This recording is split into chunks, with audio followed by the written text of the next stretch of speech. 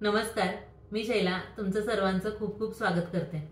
आज आपण मौसूद आणि रसरशीत अशी ओल्या नारळाची बर्फी बनवणार आहोत। ओल्या नारळाची बर्फी बनवताना स्टेप बाय स्टेप कशी बनवायची तेच आज मी तुम्हाला दाखवणार आहे। त्यामुळे व्हिडिओ स्किप न करता शेवटपर्यंत पहा। व्हिडिओला सुरुवात करण्याआधी तुम्ही जर अजून चॅनल लाईक, शेअर आणि सबस्क्राइब केला नसेल तर सर्वप्रथम चॅनल लाईक, शेअर आणि सबस्क्राइब करा।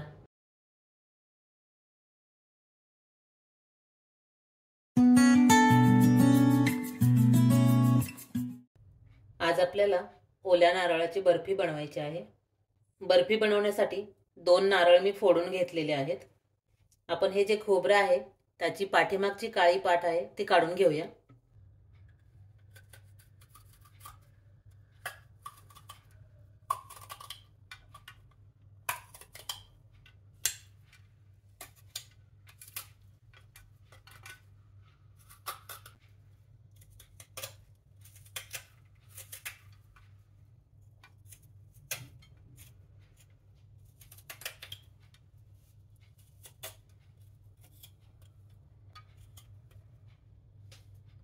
हे पहा, अशा पद्धतीने संपूर्ण खोबऱ्याचे मी काळी पाट काढून घेते। तुम्हाला जर खोबऱ्याची काळी पाट काढायची नसेल तर नाही काढलीत तरी काही हरकत नाही, परंतु काळी पाट काढल्यामुळे खोबऱ्याची बर्फी छान पांढरी शुभ्र दिसते। अशा पद्धतीने मी संपूर्ण खोबऱ्याची काळी पाट काढून घेतलेली आहे। स्वच्छ धुवून घेऊया। स्वच्छ धुवून घेतल्यानंतर किचन नॅपकिनवर घेऊन आपण कोरडे करून घेऊया।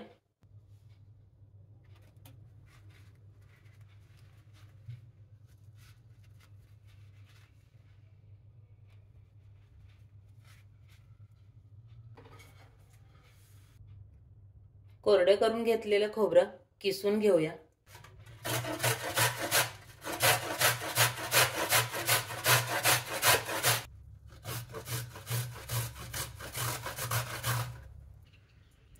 खोबरं संपूर्ण किसून घेतलेलं आहे। मिक्सरच्या भांड्यामध्ये घालून बारीक करून घेऊया।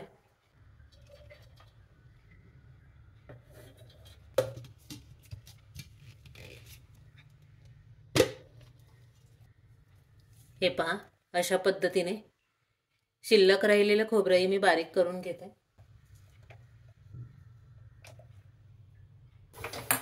कढई गरम करून घेऊया।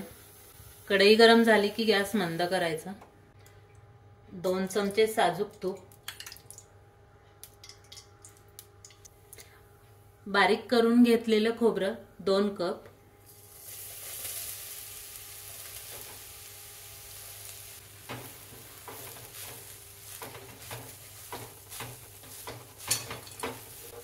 एक 2 मिनिटं मंद गॅसवरती परतून घेऊया। खोबरं परतताना खाली लागणार नाही याची काळजी घ्यायची, त्यासाठी गॅस मंदच ठेवायचा। मंद गॅसवरती भाजून घ्यायचं। 2 मिनिटं परतून झालेले आहेत। 2 कप खोबऱ्याच्या किसासाठी 1 ते 1.25 कप साखर किंवा तुमच्या आवडीप्रमाणे घालू शकता। पाव कप दुधावरची साय। दुधावरची साय घातल्यामुळे बर्फी पांढरी शुभ्र तर होतेच, परंतु टेस्टही खूप छान लागते। 2 चिमूट मीठ। कोणताही गोडाचा पदार्थ करताना त्यामध्ये जर चिमूटभर मीठ घातलं तर त्या पदार्थाची गोडी आणखीनच वाढते।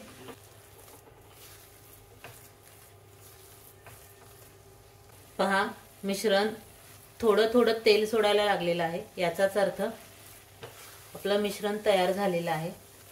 गॅस बंद करूया। 3 ते 4 चमचे मिल्क पावडर। मिल्क पावडर पूर्णपणे ऑप्शनल आहे। 1 चमचा विलायची पावडर, तेही मिक्स करून घेऊया।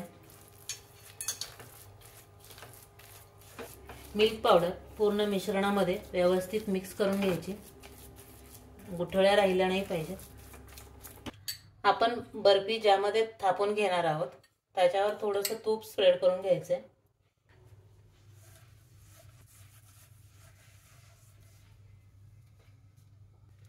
तयार केलेलं बर्फीचं मिश्रण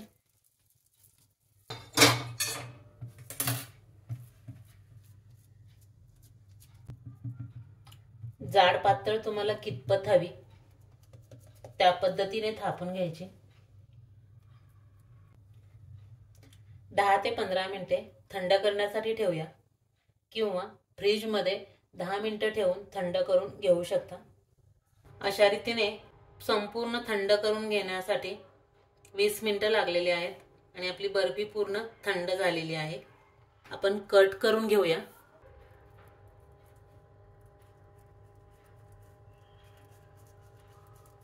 तुम्हाला ज्या साईज मध्ये हवी त्या साईज मध्ये तुम्ही कट करू शकता।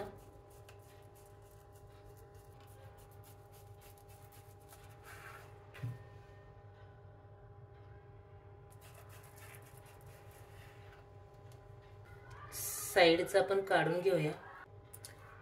तर हे पाहू शकता तुम्ही, अशा पद्धतीने ओल्या नारळाच्या खोबऱ्यापासून बनवलेली खोबऱ्याची बर्फी तुम्ही नक्की ट्राय करून बघा। आवडल्यास चॅनल लाईक, शेअर आणि सबस्क्राईब करा।